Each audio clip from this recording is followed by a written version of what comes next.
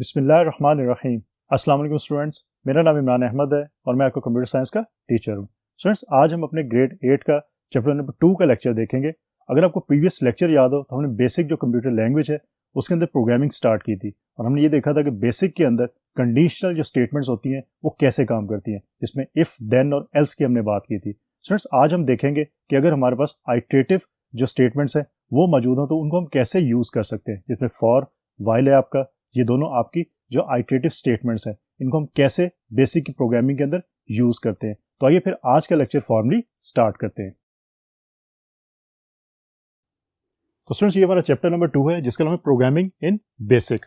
आज हम बात करेंगे आइटरेटिव स्टेटमेंट्स और लूप्स की।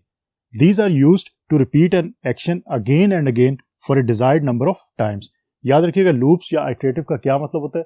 अगर आपने अपने प्रोग्राम के अंदर एक काम बार बार करवाना है तो उसको हम कहते हैं लूप या आइट्रेशन। और उसके लिए हम फिर क्या यूज करते हैं, हम लूप्स को यूज करते हैं, जिसके बारे में आज हम डिटेल से पढ़ेंगे। स्टूडेंट्स, फॉर एग्जांपल, अगर आपने 1 से 100 तक जो है वो आपने प्रिंट करवाना है, तो एक तो आपका सोल्यूशन ये है कि आप प्रिंट की कमांड को 100 दफा यूज करें और print 1, print 2, print 3 and so on ये यूज करें। लेकिन आप खुद सोच सकते हैं कि 100 दफा आपकी प्रिंट की कमांड आपको फिर टाइप करनी पड़ेगी। उसके साथ हमारे पास सोल्यूशन मौजूद है लूप्स का यूज करने का। हम फॉर या वाइल लूप को यूज करते हुए 1 से लेके 100 तक जो प्रिंट करवा सकते हैं जस्ट बाय यूजिंग 1 और 2 स्टेटमेंट्स। तो इस तरह आप जो फॉर लूप और वाइल लूप को यूज कर सकते हैं अगर आपने रेपिटेशन करवानी हो किसके अंदर, बेसिक प्रोग्रामिंग के अंदर। तो आज हम इसकी बात करेंगे, इसको अच्छी तरह समझिएगा क्योंकि ये आपके एग्जाम पॉइंट ऑफ व्यू से बहुत इंपॉर्टेंट चीज है। तो स्टूडेंट्स, लूप्स के अंदर हमारे पास 2 लूप्स अवेलेबल हैं। एक लूप है हमारे पास for next and second one is while wend loop. तो ये चीज याद रखिएगा, फॉर के साथ हम नेक्स्ट को यूज करते हैं और वाइल के साथ व्हेन को यूज करते हैं। आइए फिर देखते हैं सबसे पहले फॉर नेक्स्ट लूप के बारे में कि इसको हम कैसे फिर यूज कर सकते हैं। So let's see. So number A, for next loop. This loop is used to execute a statements for a specific number of times. Friends, अगर हमें स्टार्ट और एंड का पता हो कि कहां से हमारी स्टेटमेंट स्टार्ट होगी, कहां से हमारा जो स्टेटमेंट और लूप जो एंड होगा, तो हम फिर फॉर लूप को प्रेफर करते हैं। फॉर एग्जाम्पल, अगर आपको पता है कि आपने स्टार्ट करना है लूप 1 से और एंड कर देना 10 के ऊपर, तो आपको स्टार्ट वैल्यू भी पता है और एंड वैल्यू भी पता है, तो इस केस में आप फिर फॉर लूप को यूज करते हैं। लेकिन वाइल व्हेन के केस में हम क्या करते हैं, जो हमारी दूसरी टाइप है उसके अंदर क्या करते हैं, अगर हमें एंड का पता ना हो, हमें ये ना पता कि हमारा लूप कितनी दफा चलना है, तो तब हम फिर वाइल को प्रेफर करते हैं। लेकिन याद रखिएगा, प्रेफरेंस की बात है, आप फॉर जहां पे यूज करें वहां पे आप वाइल भी यूज कर सकते हैं, बट वी प्रेफर क्योंकि हमें स्टार्ट और एंड का पता है। It uses a counter variable which is incremented और decremented with each repetition of loop. इसके अंदर एक काउंटर वेरिएबल को हम यूज करते हैं। मैं भी आपको बताता हूँ कि काउंटर वेरिएबल बेसिकली होता क्या है। पहले देखते हैं कि फॉर नेक्स्ट लूप का जो सिंटैक्स है वो क्या है। सिंटैक्स इसका, स्टार्ट आप करते हैं फॉर के साथ, देन आप काउंटर वेरिएबल जो है वो यहाँ पे मेंशन करते हैं। ये वेरिएबल कोई भी हो सकता है, ABCD EF GH I, कोई भी आप यहाँ पे वेरिएबल जो है वो दे सकते हैं। उसके बाद स्टूडेंट स्टार्ट वैल्यू होती है और कहाँ तक वो वैल्यू जाएगी, मीन एंड वैल्यू आपने मेंशन करनी होती है। देन आप क्या करते हैं, स्टेप करते हैं इंक्रीमेंट, मीन आपने इंक्रीमेंट कितने का करवाना है। फॉर एग्जाम्पल 1 से अगर 10 तक प्रिंट करवाना है तो आप फिर एक एक का इंक्रीमेंट करवाते हैं। तो फिर आप यहाँ पे क्या मेंशन करते हैं, स्टेप 1। इसका मतलब है कि स्टार्ट वैल्यू और एंड वैल्यू तक जाने के लिए एक एक का इंक्रीमेंट होगा। अगर आपने स्टार्ट वैल्यू 1 दी है, इंक्रीमेंट में 1 लिखा है, तो 1 के बाद 2 प्रिंट होगा, फिर 3 होगा, फिर 4 होगा एंड सो ऑन। तो इस तरह ये काम होता है। ये सिंटैक्स है। हम जब प्रोग्राम लिखेंगे नेक्स्ट लेक्चर के अंदर मैं आपको एग्जांपल्स की करवाऊंगा बहुत डिटेल के साथ। आज भी हम कुछ एग्जांपल्स करेंगे, लेकिन नेक्स्ट लेक्चर के अंदर हम एग्जांपल्स इंप्लीमेंट करके देखेंगे। उसमें आप ये चीज देखोगे ये काम कैसे होता है। देन उसके बाद जो स्टेटमेंट स्पेसिफिक आपने लिखनी है वो स्टेटमेंट यहाँ पे आप लिखते हैं। एक स्टेटमेंट भी हो सकती है, एक से ज्यादा स्टेटमेंट्स भी यहाँ पे पॉसिबल है। और फिर आप लूप को जो है वो नेक्स्ट करते हैं और यहाँ पे फिर काउंटर होता है। काउंटर वेरिएबल वही जो यहाँ पे मेंशन है वही आप यहाँ मेंशन करते हैं। तो आपका लूप जो है वो एक दफा चल के यहाँ पे आएगा और नेक्स्ट से वो दोबारा जो है वो क्या करेगा, वो इनफैक्ट आपका दोबारा से यहाँ पे चला जाएगा। तो इस तरह जब तक वैल्यू एंड नहीं होती, इस वैल्यू को मीट नहीं कर जाती, तब तक आपका रिजल्ट जो है वो आपके पास आता रहता है। तो ये चीज आपने याद रखनी है। इसमें काउंटर आपका वेरिएबल है, स्टार्ट है initial value of counter, and है लास्ट वैल्यू ऑफ काउंटर और इंक्रीमेंट है चेंज का। स्टूडेंट्स याद रखिएगा, जो इंक्रीमेंट है ये डिक्रीमेंट भी हो सकता है। मीन आप अगर 1 से 10 और 10 से 1 तक करवाना चाहते हैं, अगर 1 से 10 तक जा रहे हैं तो फिर इंक्रीमेंट होगा। अगर आप 10 से 1 तक आना चाहते हैं मीन रिवर्स ऑर्डर के अंदर, तो फिर आप डिक्रीमेंट काउंटर को यूज करोगे। तो ये दोनों काम इसके अंदर हो सकते हैं। तो याद रखिएगा ये चेंज होती है। ये आपके इंक्रीमेंट भी हो सकता है, ये डिक्रीमेंट भी हो सकता है, मीन अपवर्ड भी हो सकता है और बैकवर्ड भी हो सकता है। तो ये चीज़ आपने याद रखनी है।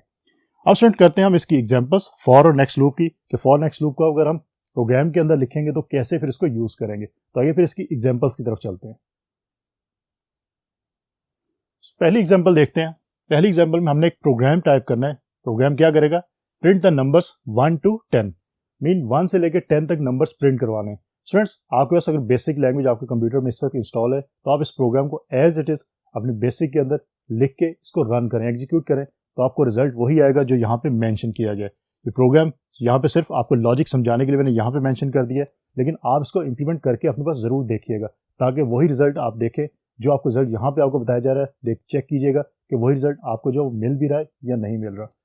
सो आरईएम की आपकी जो स्टेटमेंट होती है इसका क्या मतलब होता है कि ये स्टेटमेंट आपकी जो है वो एग्जीक्यूट नहीं होगी। तो हमने ये मेंशन किया बेसिकली कि रिमार्क्स दिए कि प्रिंट द नंबर्स 1 to 10, ताकि आपको पता हो कि आपका प्रोग्राम जो है वो क्या काम करेगा। अब यहाँ पे हम फॉर लूप को यूज कर रहे हैं, तो फॉर सेंटेक्स जेन में लेके जो भी हमने सेंटेक्स पढ़ा है कि सेंटेक्स के अंदर हमने क्या चीजें मेंशन की थी। तो फॉर एज इट इज, उसके बाद काउंटर वेरिएबल, यहाँ मैंने काउंटर वेरिएबल आई जो डिक्लेयर कर दिया। स्टूडेंट्स आपकी बुक के अंदर बहुत सारी जगहों पे, ऑलमोस्ट सारी जगहों पे आई जो है वो as a counter variable declare किया हुआ है, लेकिन इसका ये मतलब नहीं है कि आई जो है वो नेसेसरी है। आप कोई भी वेरिएबल डिक्लेयर कर सकते हैं, आप कोई भी अल्फाबेट इसकी जगह पे डिक्लेयर कर सकते हैं, ये चीज़ याद रखनी है। ऐसा नहीं कि अगर बुक में आपके आई लिखा हुआ है और मैंने भी यहाँ पे आई मेंशन कर दिया तो इसका मतलब है कि आई ही यहाँ लिखा होगा। आप कोई भी अल्फाबेट इसकी जगह पे जो है वो यूज़ कर सकते हैं, और आप करके देखिएगा भी। आई के अलावा आप यहाँ पे ए कर दें, बी कर दें, सी कर दें, डी कर दें, कुछ भी आप करके देख सकते हैं। सो काउंटर वेरिएबल आपका I is equal to start value 1 दे दी, टू एंड वैल्यू कौन सी 10। तो देख लें सेंटेक्स जिस तरह हमने पढ़ा था उसी तरह हम लोग जो है उसके अंदर वैल्यूज अब पुट कर रहे हैं, और स्टेप के बाद हमने इंक्रीमेंट देना है किसका, 1 का, मीन 1 से 10 तक हमने प्रिंट करवाना है, तो 1 का इंक्रीमेंट होगा। अब प्रिंट क्या होगा, आई, मीन आई की जो वैल्यू रिजल्ट पे आएगी वो आपकी प्रिंट होगी स्क्रीन के ऊपर, और देन आपने फिर लूप को दोबारा चलाना है तो नेक्स्ट आई कर दिया, मीन दोबारा से वो फॉर पे जाएगा, और जब तक वैल्यू 10 को मीट नहीं करेगी तब तक आपका ये लूप चलता रहेगा। और पहली दफा जब ये लूप चलेगा तो आई की वैल्यू को होगी 1, तो आपको 1 प्रिंट करवा देगा।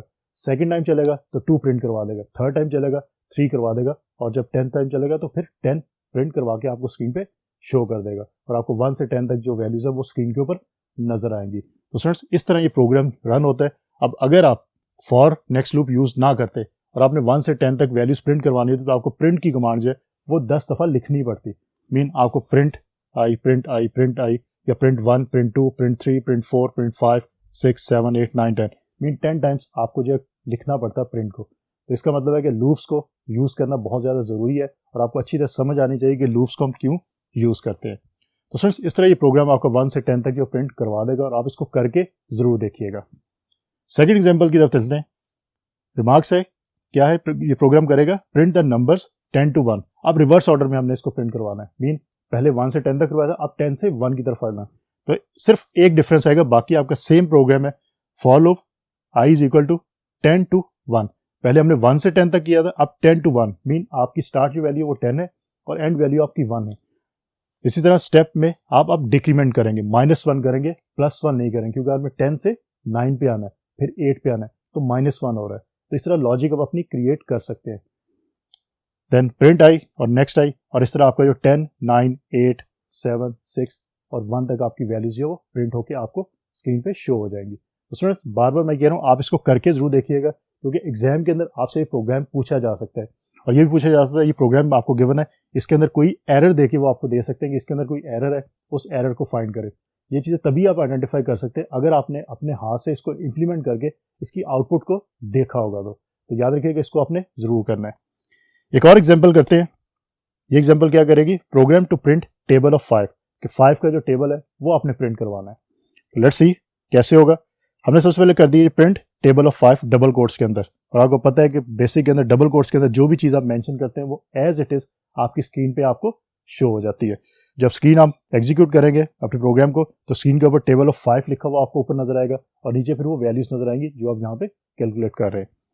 सो for loop I is equal to 5 to 50 तक, मीन आपने 5 का टेबल यूज करना है, तो 5 to 50 तक, और स्टेप आपने 5, मीन 5 के अंदर 5 का इंक्रीमेंट होता जाएगा, और आपको पता है 5 + 5 हो तो 10 हो जाएगा, 5 2 10 होता है, और फिर +5 हो तो 15 हो जाएगा, 5 3 15 होता है, एंड सो ऑन। तो आपके 50 तक जब पहुंच जाएगी वैल्यू तो आपका इनफैक्ट जो रिजल्ट आएगा वो 5 का टेबल ही आपको आएगा और आपको उसमें रिजल्ट शो हो जाएगा।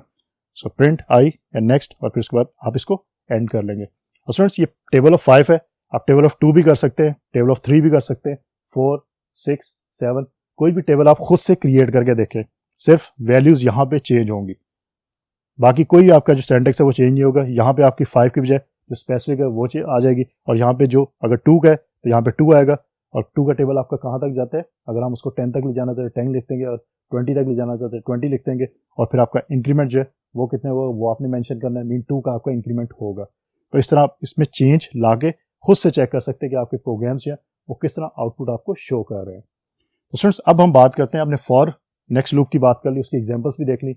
अब देखते हैं कि व्हाइल व्हेन जो लूप है उसको देखते हैं कि वो कैसे काम करता है, उसका सिंटैक्स क्या है, और उसकी फिर एक एग्जांपल भी करके देखते हैं। So let's see. So B, while when loop, this loop is used to execute statements as long as the condition being checked stands true. Students it's a very simple, जैसे कि जब तक आपकी स्टेटमेंट जो वो ट्रू होती है तब तक आपके जो वो एग्जीक्यूशन चलती रहती है, जब स्टेटमेंट फॉल्स होती है तो एग्जीक्यूशन स्टॉप हो जाती है। Syntax very simple, while condition आप लिखते हैं, फिर उसके बाद स्टेटमेंट एक हो, स्टेटमेंट तो एक लिखते हैं, अगर ज्यादा स्टेटमेंट्स हो तो ज्यादा स्टेटमेंट भी आप मेंशन कर सकते हैं, और फिर वेंड, वेंड का मतलब दोबारा आपका फिर व्हाइल पे चला जाएगा। एग्जांपल देखते हैं, एग्जांपल से आपको इजीली आइडिया हो जाएगा। एक चीज आपने याद रखनी है कि दोनों लूप मीन फॉर आपका लूप और व्हाइल लूप, दोनों लूप काम एक ही करते हैं, मीन रेपिटेशन, एक ही काम को बार बार करवाना। सिर्फ ये डिपेंड करता है कि कौन सा लूप आपने कहां पे यूज करना है।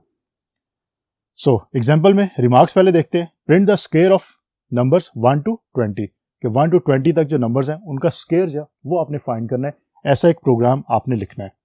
सो उसके लिए हमने एक वेरिएबल डिक्लेयर कर दिया आई। अगेन मैंने आपसे पहले भी कहा था कि आई जरूरी नहीं, आप कुछ और डिक्लेयर कर सकते हैं, ठीक है। यहाँ पे आई लिख दिया, आई इज इक्वल टू 1, इसका मतलब है कि आई को आपने वैल्यू जो है 1 दे दी। इसको हम इनिशियलाइजेशन भी कहते हैं, कि आपके लूप के अंदर आई जो है वो 1 से स्टार्ट होगा। अगर आप ये इनिशियलाइजेशन नहीं करते तो स्टूडेंट्स होगा क्या कि पॉसिबल है कि आपका प्रोग्राम रैंडमली कोई वैल्यू सेलेक्ट कर ले, और रैंडमली वैल्यू सेलेक्ट करने से आपका रिजल्ट जो है वो गलत आ सकता है, बट वो लॉजिकली गलती हो सकती है। तो इसलिए याद रखिएगा आपने इनिशियलाइज जरूर करना है, क्योंकि फॉर लूप के अंदर हम इनिशियलाइजेशन करते थे। फॉर के अंदर आप देखा था आई इज इक्वल टू 1 to 20 या 1 to 10 तक, तो आपने इनिशियल वैल्यू स्टार्ट वैल्यू बताई थी, लेकिन यहाँ पे आपके पास जो स्टार्ट वैल्यू वाइल के अंदर मौजूद नहीं थी, इसलिए आपने उसको इनिशियलाइज कर दिया आई के साथ पहले ही। तो ये चीज आपने याद रखनी है। सो वाइल लूप को जब यूज करेंगे, कंडीशन आ गई आपकी I is less equal to 20, कि आई की वैल्यू लेस या 20 के इक्वल रहेगी तब तक आपका ये वाइल लूप चलेगा, अदरवाइज वाइल लूप आपका नहीं चलेगा। और जब ये वैल्यू चेक होगी उसके बाद प्रिंट क्या होना है, स्क्वायर ऑफ, डबल कोट्स पे है तो square of as it is लिखा हुआ नजर आएगा आपको स्क्रीन के ऊपर। उसके बाद आपको आई की वैल्यू नजर आएगी, यहाँ से आई की वैल्यू जब नजर आएगी देन वैल्यू के बाद आपको इस भी एज इट इज लिखा हुआ नजर आएगा, और फिर आई इंटू आई, कि जो भी आई, फॉर एग्जाम्पल आई की वैल्यू 1 है तो 1 इंटू 1, आई की वैल्यू 2 है तो 2 इंटू 2 4 आ जाएगा, आई की वैल्यू 3 है तो 3 इंटू 3 9 आ जाएगा, और प्रिंट में आपके पास जो है वो ये चीजें जो है वो आपको आउटपुट स्क्रीन पे शो हो जाएंगी। और देन आपने एक इंक्रीमेंट आई में करवा दिया ताकि लूप आपका दोबारा से चलना शुरू हो जाए। स्टूडेंट्स देखिए ये चीजें आपकी फॉर लूप के अंदर ही मौजूद थी, लेकिन यहाँ पे आपको इससे अलहदा लिखना पड़ रहा है। फॉर लूप के अंदर आपकी एक ही स्टेटमेंट के अंदर तमाम चीजें मौजूद थी, मीन आप वहां पे 1 to 10 देके आगे स्टेप और आगे जो वैल्यू है वो दे सकते थे, इंक्रीमेंट या डिक्रीमेंट, लेकिन यहाँ पे आपको इंक्रीमेंट अलहदा से करवाना पड़ रहा है, आपको इनिशियलाइज अलहदा से करना पड़ रहा है। तो ये चीज याद रखिएगा, सिंटैक्स दोनों का डिफरेंस है, लेकिन दोनों का सिंटैक्स तो डिफरेंट है, मेन थिंग क्या है, दोनों रेपिटेशन के लिए यूज होते हैं। तो ये चीज आपने याद रखनी है कि सिंटैक्स फर्क है, सिंटैक्स को आपने ज़हन में रखना है। इसका सिंटैक्स क्या है व्हाइल और व्हेन लूप का, और फॉर नेक्स्ट लूप का क्या है। आपके एग्जाम में ये पूछा जा सकता है कि दोनों के सिंटैक्स में क्या फर्क है, या किसी एक का सिंटैक्स आप लिख के दिखाएं, तो आपको ये सिंटैक्स पता होना चाहिए।